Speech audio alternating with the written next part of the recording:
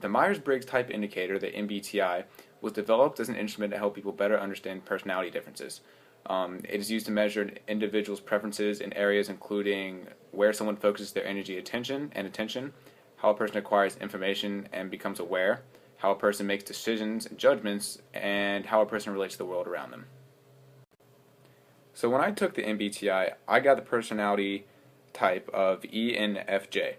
And starting with E, standing for extrovert, I'm a kind of person that likes to deal with outside things in the world, other people, being social, things of that nature. Every now and then when I'm feeling like down, like a lot of times when I'm by myself, like in my room alone, I won't be as happy as if I'm out partying. Like the other night, I was kind of bored, so for entertainment, I literally just walked up and down my hall, just seeing people and saying hello.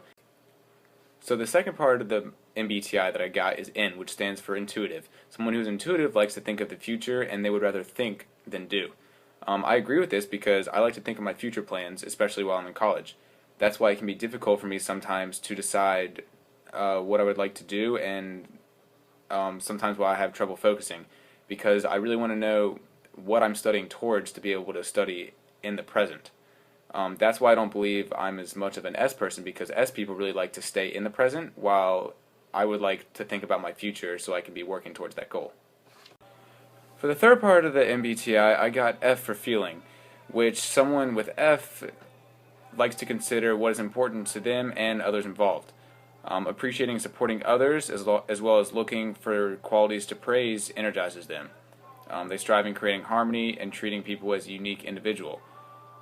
This fits me because I like to think about the emotions of other people. I feel rewarded when I help other people, so when people are down, I like to go to them and give them advice, stuff like that.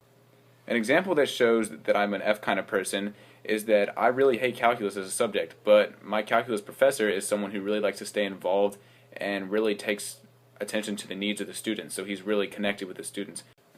Say hello to Pork Chop. Me and Pork Chop are going to explain the fourth part of my MBTI, which is J for judging. So people that are J's like to live in a planned, orderly way, seeking to regulate and manage their lives. They like to focus on completing a task and only want to know the essentials.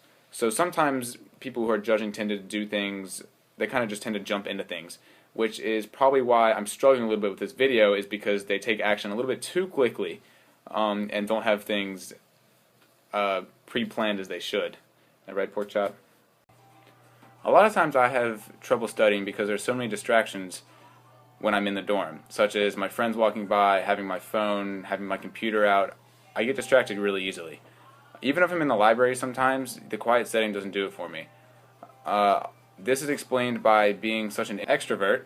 I need to continue working to keep distracted, and one way for that problem to be solved is to study with a friend, because having a friend there is an outside source of motivation for me to keep studying. Also, I would be inclined to help better my study habits by talking out material with other people. Just that fact of having a discussion with another person can greatly influence how much I know about a subject.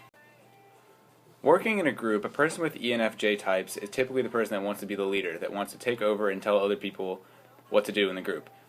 This can be difficult sometimes, though, because other people in the group might not want to be going exactly by the plan. So the main purpose of our group's project was to create, over several weeks, an online discussion that would help us better understand a novel. In doing this, we all had to be connected in our thoughts, the way we were going to discuss, and how our finished product would look.